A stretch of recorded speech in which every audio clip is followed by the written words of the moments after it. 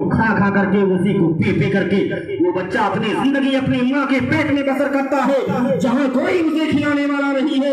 न तो इतने प्यार कर हद से ज्यादा प्यार करने वाली माँ उसे खिला सकती है, न तो बहुत ज्यादा मोहब्बत करने वाला बाप उसे खिला सकता है, न उसका भाई उसे खिला सकता है, न उसके बहनें उसे खिला सकती है।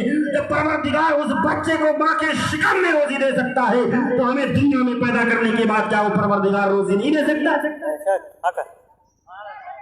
अगर इनके यहाँ हम ना खाएं तो मर जाएंगे, लेकिन कुछ लालची लोग, कुछ चट्टू लोग जिसे कहते हैं, इतने गोश्त के लालची होते हैं कि तुम्हें बोटी गोश्त मिल जाए तो अपने काल ये देखे गोश्त मिलना चाहिए, चाहे वहाबी हो चाहे सुन्नी हो, अपने से क्या लेना देना है, गोश्त होना चाहिए। बताइए, इतनी बड़ी शर्म की बात है। कसम खुदा मैं दिली बात बता रहा हूँ, ऐसा नहीं है कि मैं सिर्फ माइक पे बैठ रहा हूँ तो जोश दिखा रहा हूँ, ऐसी कोई बात नहीं। मैं जोश उसी वक्त दिखाता हूँ। और लोगों ने कहा कि मौलाना साहब ने, जिन लोगों को एतराज था उन लोगों ने कहा 3 जुमा से हम सुनी तो लगातार और दूसरा तकरीर लगा तो मौलाना साहब की यादें न है, ले वहाबी दे वहाबी, ले वहाबी दे वहाबी।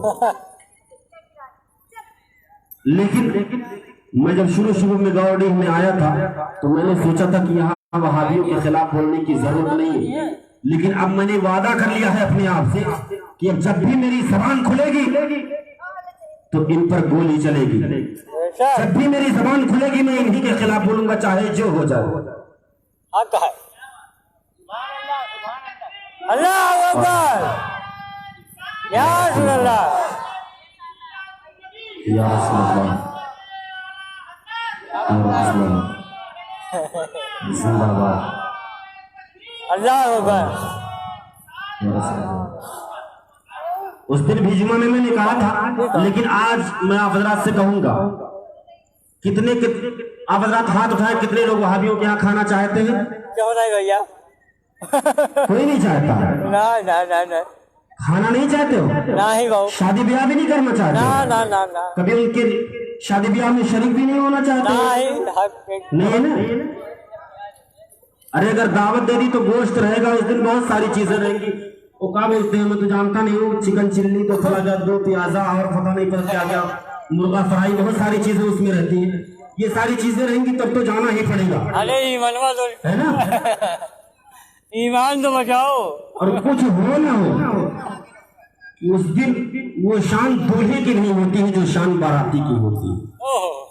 बेचारा कभी कभी ऐसा होता, मैंने देखा कि दूल्हा बारातियों के सामने फीका पड़ जाता।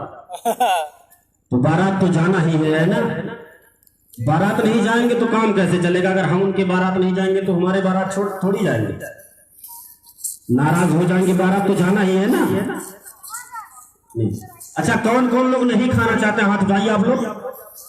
सब बाबू। अच्छा, सब उठाइयो। कौन?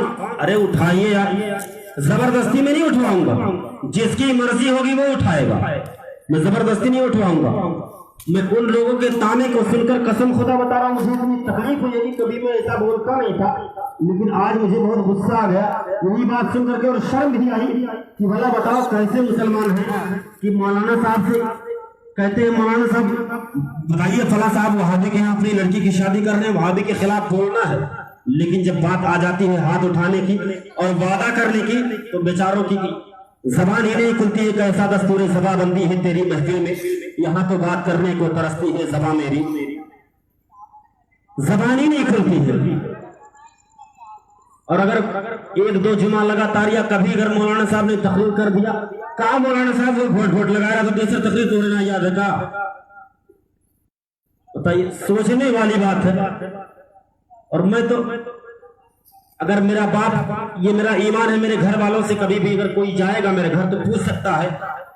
एक मरतबा मेरे भाई से मेरी बहस हो गई तो मैंने कहा कि अगर ये मेरी माँ है, उस वक्त मेरे वालिद गिरामी बाहयात थे, मैंने उस वक्त ये कहा कि ये मेरे बाप है, ये मेरी माँ है और तुम मेरे भाई हो। जिस दिन तुमने वहाबी अकीदे को अपना लिया, जिस दिन तुम वहाबी हो जाओगे, उस दिन कभी उससे वहां खुदा नहीं फरमाएगा, उस दिन मैं तुम्हें भी छोड़ दूंगा, ये मेरे माँ बाप है इनको भी छोड़ दूंगा। ये अगरचे मेरे माँ बाप है, इन्होंने मुझे पैदा किया है, पाल पोस करके इतना बड़ा किया है, हमारे ऊपर, लेकिन जिस दिन इनके अकायद खराब हो गए जिस दिन इन्होंने अपने ईमान का सौदा कर दिया, मैं भूल जाऊंगा कि इन्होंने मुझे पैदा किया था। ये मेरे माँ बाप है, तुम मेरे भाई हो। जरा सबसे बड़ी बात आज मुझे ये पॉइंट इसलिए याद आई कि आज नवाब भाई के यहाँ साले सवाब के घर से प्रोग्राम किया गया, तो मैंने सोचा कि इसको बोलना मैंने जरूरी समझा कि भला बताओ कि जब हमारे बच्चों, हम अपने बच्चों की शादी वहाबियों के यहाँ कर देंगे, जब उनके अकायद खराब हो जाएंगे, भला बताओ किसी जब मजबूरी अटका थे तो सबका जायज पड़ते, चाहे जो जब अटका थे तो सबका जायज पड़ते। लेकिन जब तक मौलाना साहब बच्चे, मौलाना शमीम साहब ने ही उड़वलिया में, मैं नहीं हूँ लेकिन मुझे ना समझना, एक मौलाना शमीम कादिर साहब पढ़ा शरीफ की प्रिंसिपल थे, उन्होंने ही उड़वलिया शरीफ में फरमाया था कि एक मौलवी था वहाबी, उसकी बेटी को जिन्नात पकड़ लिया, तो बहुत सारा दवा कराया, बहुत सारे लोगों को दिखाया, लेकिन वो मौलवी की बेटी ठीक नहीं हुई। तो उसकी बीवी ने जिद कर लिया कि मैं किचौचा शरीफ जाऊंगी। क्या जिद कर लिया कि मेरी बेटी बहुत परेशान है, मैं इसकी सेहत याबी के लिए, इसे सही करवाने के लिए मैं हुजूर सैयदना मखदूम शाह जहांगीर समनानी अलैहि रहमत व रिजवान की बारगाह में हाजिरी दूंगी। उसने कहा यह शिर्क है, मौलवी साहब ने कहा यह शिर्क है। तो उसकी बीवी ने कहा मौलवियों आज के बाद अगर शिर्क कुफ्र कह दियो तो वो मारो तो हर दिमाग ठिकाने आएगी, हमारी बिटिया परेशानी ठीक नहीं होती। और लिया उसने बेटी को, चली गई किचौचा शरीफ, हुजूर सैयदना मखदूम अशरफ जहांगीर सुन्नानी अलैहि रहमत व रिजवान की बारगाह में हाजिर हुई। मीर शरीफ में अपनी बच्ची को नहलाया, हुजूर की बारगाह में रो रो कर उसने इल्तिजाएं की, गिड़गिड़ाई दुआएं की और उसने मन्नतों समाजत की। हुजूर सैयदना मखदूम अशरफ जहांगीर सुन्नानी अलैहि रहमत व रिजवान ने नजर करम फरमाया, मेरे रब की हिदायत हुई, उसकी बच्ची सेहतयाब हो गई और उसके ऊपर जो जिन्नात सवार था वो चला गया। उसी दिन से वो आई और उसने अपने बातिल अकीदे से दावा किया और उसी दिन से वो बराबर जो सुन्नी लोग त्योहार मनाते हैं, औलिया, अंबिया, सहाबा, सलहा सबको, उसी दिन से वो हर जुमेरात को हुजूर गौसे आजम के नाम से हर जुमेरात को फातिहा दिलवाने लगी।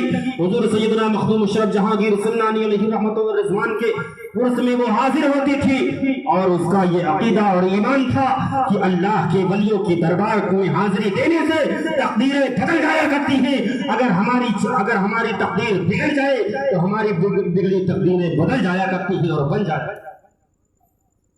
तो कहने का मतलब यह है कि अटका था तो सबका जायज पड़ा, लेकिन कोई भी हो अगर वो वहाबी है तो आप कुछ भी कीजिए, लेकिन वो कुफ्र शिर्क व बिदअत का फतवा जरूर लगाएगा।